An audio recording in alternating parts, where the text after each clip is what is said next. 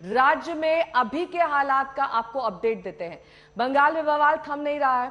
कल भी हुगली के रिसड़ा में हंगामा और पथराव हुआ है। उधर बीजेपी ने हुगली के श्रीरामपुर में आज धरने का कार्यक्रम बनाया। इसके लिए मंच लगाया गया, लेकिन पुलिस ने मंच ये कहकर हटा दिया कि धारा 144 यहां लागू है। श्रीरामपुर थाना इलाके में भी धारा 144 लगाई गई है। रिसड़ा में पहले से ही धारा 144 लगी है, यानी बहुत सारे ऐसी जगह जहां पर हालात को देखते हुए ये फैसला लिया गया कि धारा 144 लगाई जाए। कई जगहों पर इंटरनेट को भी रोका गया है। तो अलग अलग तस्वीरें भी हम आपको दिखा रहे हैं। पुलिस जो है वो इलाके में गश्त कर रही है। तनावपूर्ण माहौल जरूर है, लेकिन अभी फिलहाल शांति।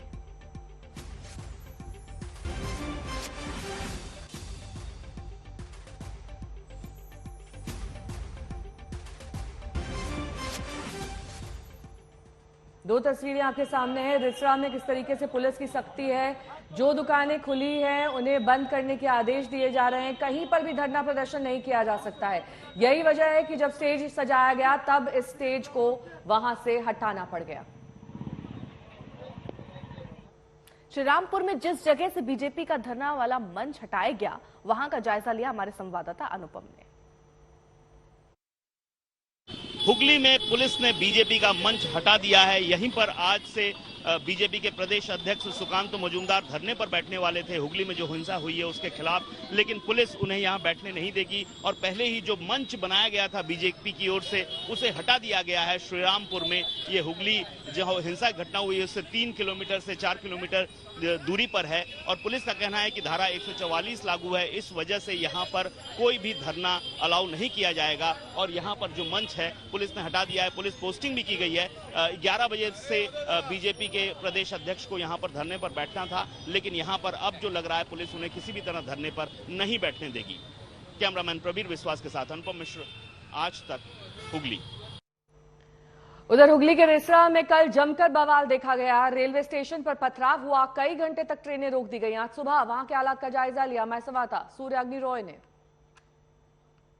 इस वक्त हुगली के रिसड़ा में है, जहां पर रिसड़ा का 4 नंबर रेलवे गेट, ये बहुत बिजी एक रेलवे रूट है जो रिसड़ा, उत्तरपाड़ा इन जगहों को चंदन नगर की तरफ ले जाता है। कल करीबन 3 घंटे के लिए रेल रोका गया था ताकि जब यहाँ पर जब झमेला हो रहा था, जब बवाल मचा था, तब ताकि किसी को नुकसान ना हो, रेलवे के प्रॉपर्टी पे नुकसान ना हो, पैसेंजर्स को कुछ ना हो, इसीलिए 3 घंटे के लिए ट्रेन को पहले ही रोक दिया गया था। यहाँ पर स्थिति अभी जो रेमनेंट्स है कल रात के कांड के वो अभी तक दिख रहे हैं। यहाँ पे पत्थर हैं, कुछ चीज़ों को तोड़ा फोड़ा गया, कुछ चीज़ों को शायद जला भी गया है। एक पंखे का बाई पार्ट है जिसको शायद तोड़ा गया फिर जलाया गया, समझ में नहीं आ रहा यहाँ पे। लेकिन यहाँ पे स्थिति फिलहाल अंडर कंट्रोल है। लेकिन यहाँ पे कल रात को जो हुआ था, यहाँ पे कांच के बहुत सारे पार्ट्स है जो देखने में आ रहे हैं कि शायद किसी ने यहाँ पे कुछ फोड़ा होगा, बोतल या क्या, शायद इन्वेस्टिगेशन ही बता पाएगा क्या हुआ था यहाँ पर, किसने ये झमेला किया। अभी तक इस पे कोई बातचीत या फिर कोई स्टेटमेंट पुलिस की तरफ से या एडमिनिस्ट्रेशन की तरफ से आया है नहीं। फिलहाल रेल लाइन जो है वो नॉर्मल सी यहाँ पे चल रही है। रेलवे फिर से मूव कर रही है। ये ट्रेन कोलकाता की तरफ जाता है और यहाँ पर रेलवे पुलिस के तरफ से यहाँ पे फोर्स है मेरे दाएं और बाएं यहाँ पे एकदम गियर में, ताकि अगर कोई सिचुएशन खराब हो तो उसको काबू किया जाए। स्थिति फिलहाल यहाँ पे शांतपूर्वक है, यहाँ पे शांति है। लेकिन कल रात की जो घटना घटी इसी 4 नंबर गेट के पास, गेट के सामने रादर, इनके पीछे किसका हाथ था ये अभी तक किसी को नहीं पता। इन्वेस्टिगेशन ही शायद बता पाएगा कि आखिर कल रात यहाँ पे हुआ था क्या। स्थिति यहाँ की ठीक ठाक है फिलहाल। कैमरा पर्सन प्रसून के साथ सूर्याग्नि रॉय, आज तक, हुगली। सूर्याग्नि हमारे साथ हमारे सहयोगी जिनकी रिपोर्ट आप देख रहे थे नेहा, वो इस वक्त जुड़ भी चुके हैं और इस वक्त के हालात क्या हैं वो हमको आगे वो बताएंगे। सूर्याग्नि, जरा हालात, क्योंकि आपने जो दिखाई रिपोर्ट उसमें हम देख रहे हैं कार्रवाई के नाम पर अभी तक क्या है वहां पर हालात उस हिसाब से, और पुलिस की कितनी तैनाती है कि आगे और ऐसी हिंसा ना हो। देखिए, आगे ऐसी हिंसाएं ना हो इसीलिए शायद पुलिस की जो तैनाती है वो बहुत बढ़ चुकी है। यहाँ पे बहुत डिप्लॉयमेंट है। सिर्फ हुगली के रिश्ता में नहीं बल्कि पूरे हुगली में ही पुलिस कॉन्स्टेंटली मॉनिटर कर रही है सिचुएशन, ताकि जो घटना 2 दिन पहले यहाँ पे संडे के रविवार के रात को हुई और फिर कल रात को भी देखी गई रिश्ता में, वो फिर से रिपीट ना हो। एक चीज़ हमारे दर्शकों को बता दूं कि 144 सेक्शन 144 धारा जो रिश्ता में लागू हुआ था वो रिश्ता में तो कंटिन्यू हो ही रहा है।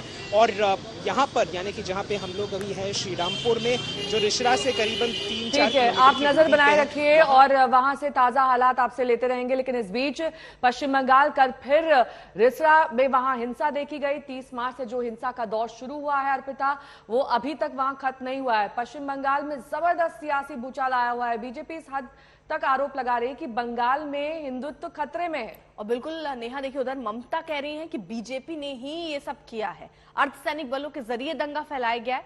सवाल यह है कि त्योहारों के बहाने ही क्यों माहौल बिगाड़े जा रहे हैं? क्या असली निशाना 2024 में होने वाला देश का सबसे बड़ा चुनाव है?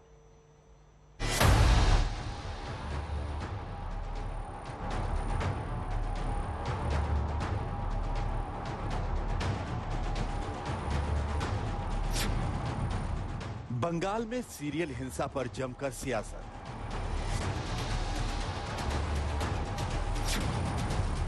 ममता के निशाने पर भगवा ब्रिगेड।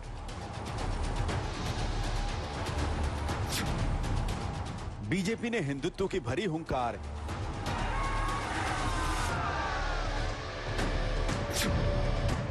त्योहार के बहाने 24 की रण की तैयारी। बंगाल में हिंसा का दौर है कि थमने का नाम नहीं ले रहा। हावड़ा से रामनवमी के दिन पथराव आगजनी की जो शुरुआत हुई वो रह रहकर दोबारा हो रही है। न ममता की पुलिस दंगाइयों पर काबू कर रही है और न ही अर्धसैनिक बलों के बस की ये बात लग रही है। तस्वीरें गवाह हैं कि हालात बेकाबू। हावड़ा से हुगली तक माहौल रह रहकर बिगड़ रहा है। पहले हावड़ा में रामनवमी पर जबरदस्त आगजनी और पथराव हुआ और इसके बाद यही कहानी हुगली में तब दोहराई गई जब बंगाल में बीजेपी के बड़े नेता दिलीप घोष रामनवमी के बाद एक शोभा यात्रा निकाल रहे थे। हावड़ा के शिवपुर में हिंसा का जैसे तांडव मचा वैसा तो हुगली के रिश्ता में भी नहीं हुआ, लेकिन माहौल बिगाड़ने की यहाँ भी भरपूर कोशिश हुई।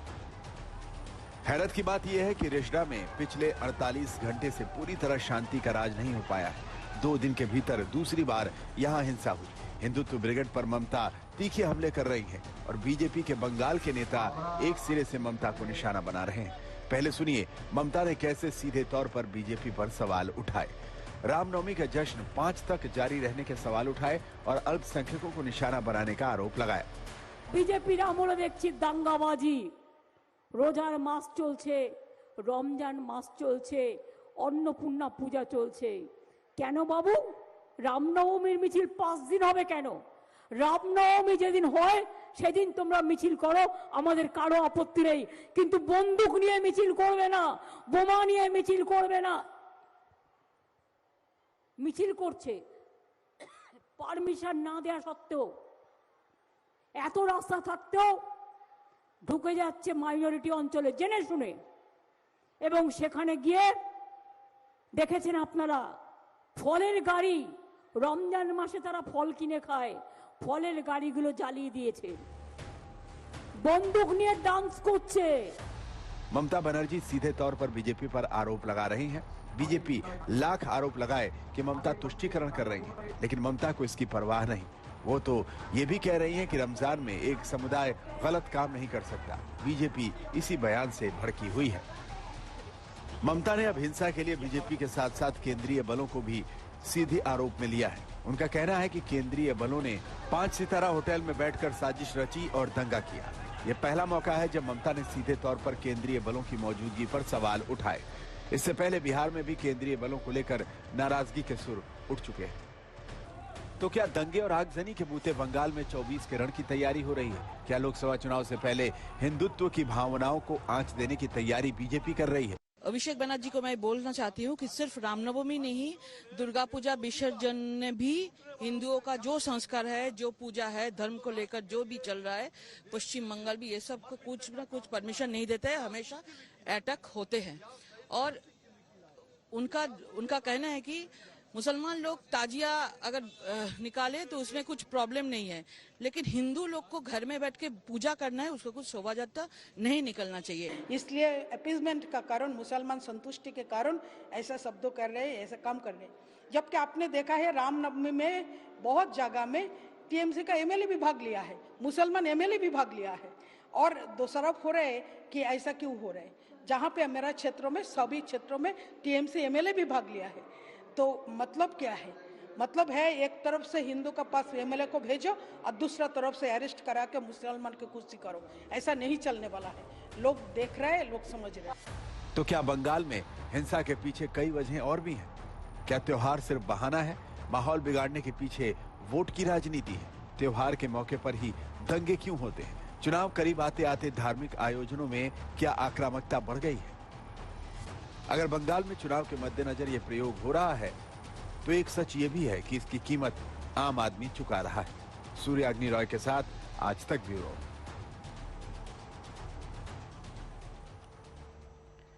बिहार के दोनों शहर अर्पिता, बिहार शरीफ और सासाराम, वहां पर जिंदगी अब थोड़ी सामान्य सी होने लगी है। धारा 144 लागू है, लेकिन दुकानों को खोलने की इजाजत 2 बजे तक के लिए दी गई है। करीब 200 लोगों को वहां पर गिरफ्तार किया गया है। बिल्कुल, ये बिहार की तस्वीर है, लेकिन बंगाल की तर्ज पर बिहार में भी दंगों को लेकर जमकर यहाँ सियासत चल रही है, चाहे वो बंगाल हो चाहे वो बिहार हो। ममता जैसे ही आरोप नीतीश पर लग रहे हैं कि वो तुष्टीकरण कर रहे हैं। जवाब में आरजेडी और जेडीयू भी बीजेपी पर सवाल उठा रहे हैं।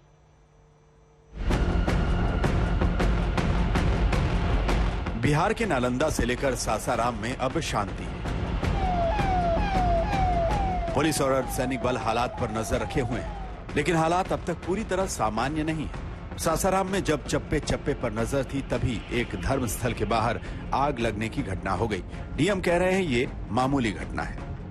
सुबह में लगभग 4:15 में हमारे दंडाधिकारी और फोर्स जब राउंड में थे तो उनको एक जगह से जो है स्पार्क दिखा। तो फिर स्पार्क देखने के बाद उनके द्वारा जो है फायर सेक्शन को और इलेक्ट्रिसिटी डिपार्टमेंट को जो है सूचना दी गई है। सूचना देने के बाद 15-20 मिनट्स का समय लगा होगा और उसके बाद वो लोग आए हैं। विद इन 1-2 मिनट जो है उन लोगों ने उसको समाप्त कर दिया। आप लोगों ने साइट को देखा भी होगा, ऐसा कहीं भी आग लगने का कोई हम लोग को जो है निशान तक ठीक से नहीं दिख रहा है। सासाराम में 3 पुलिस रिपोर्ट दर्ज की गई है। 50 लोग गिरफ्तार किए जा चुके हैं। आज भी धारा 144 लागू। उधर बिहार शरीफ में हिंसा के बाद अब दुकानें खुलने लगी। आज दोपहर 2 बजे तक दुकान खोलने की अनुमति दी गई है। बिहार शरीफ दंगे को लेकर 15 एफआईआर दर्ज की गई हैं। 140 लोग से ज्यादा गिरफ्तार हैं। बिहार शरीफ में अभी भी धारा 144 है। एक अनुमान के मुताबिक करीब 20 करोड़ की संपत्ति का नुकसान दंगे में हुआ। पिछले 2 दिनों में हिंसा की कोई बड़ी खबर ऐसी नहीं आई है, जिसके बाद अब हालात धीरे धीरे सामान्य होना शुरू हुए हैं और आज से जो दुकानें हैं शहर में वो भी खुलना शुरू हो गई हैं। आपको हम तस्वीरें दिखा रहे हैं। इस वक्त सुबह से दुकानें खुली हैं। आप देख सकते हैं रोड पर भी काफी सामान्य जो तरीके से लोग अपने काम और दिनचर्या में लगे हुए हैं। बिहार की हिंसा में जमकर सियासत भी हो रही है। बीजेपी नीतीश को निशाना बना रही है तो जेडीयू और आरजेडी बीजेपी को जिम्मेदार ठहरा रहे हैं। क्या बंगाल हो या बिहार हो, रामनवमी की यात्रा, शोभा यात्रा क्यों नहीं निकल सकती? क्यों नहीं निकल सकती? यही सवाल है। बिहार शरीफ में तो पहले भी गड़बड़ी हुई थी, 2 साल नहीं हुई। क्यों नहीं हुई? क्योंकि पुलिस की सख्ती थी। और बंगाल में तो पूरी ममता जी की पॉलिटिक्स ही है। ये है बड़ा सवाल। रामनवमी को आप रोकेंगे तो विरोध होगा। दंगे की आंच में वोट की फसल आपके लोग पकाने की कोशिश करते हैं, काटने की कोशिश करते हैं। बिहार में वो चलेगा नहीं। सांप्रदायिक सद्भाव की धरती, भाईचारा कायम रहेगा किसी भी कीमत पर। ये आप नोट करके रख लीजिए। आपका प्रयोग या संयोग कतई सफल नहीं। बिहार में भी हिंसा के पीछे किसी सियासी साजिश की बू आ रही है। नीतीश पहले ही इसके संकेत दे चुके हैं। सवाल यह है कि कब असली गुनहगार बेनकाब होंगे। आज तक ब्यूरो। तो आज बिहार शरीफ से अर्पिता एक सुकून वाली तस्वीर आई है। 3 रोज पहले जो शहर सुलग रहा था, वहां आज हिंदू और मुसलमानों ने मिलकर एक सद्भावना रैली निकाली है। और ये तस्वीरें हम आपको उसी वक्त की दिखा रहे हैं। दोनों समुदायों ने एक दूसरे का हाथ थामा, शांति बनाए रखने की कसम खाई। दोनों समुदायों के बड़े नेता इसमें शरीक भी हुए। बिहार शरीफ में हुए सांप्रदायिक हिंसा के बाद अब पूरे शहर में सद्भावना किस तरीके से बनाई जाए, किस तरीके से सौहार्द का माहौल कायम किया जाए, उसको लेकर आज शहर में सद्भावना मार्च निकाली गई है। और आप यहाँ पर देख सकते हैं कि एक तरफ जहाँ पुलिस आगे आगे चल रही है, वहीं हिंदू हो या मुसलमान सभी समाज के लोग यहाँ एकजुट होकर एक साथ इस सद्भावना मार्च में शामिल हुए हैं, ताकि शहर में एक बार फिर से सांप्रदायिक माहौल जो है वो ठीक किया जा सके और सौहार्दपूर्ण माहौल वो कायम किया जा सके। और आप देख सकते हैं यहाँ पे तमाम लोग यहाँ पर शामिल हैं।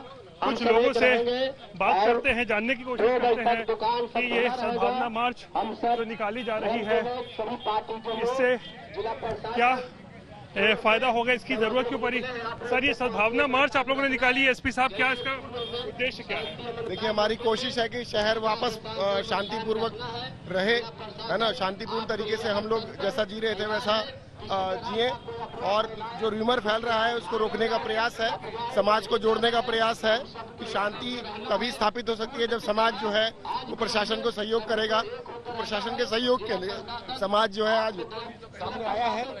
हम लोग पूरी कोशिश कर रहे हैं कि शहर में शांति व्यवस्था पुनः जैसी थी वैसी बनाए रखें। और कुछ मंत्री भी यहाँ पर जेडीयू कोटे के मंत्री श्रवण कुमार जी हमारे साथ हैं। श्रवण जी, सद्भावना मार्च की जरूरत आज क्यों पड़ी है, बताइए।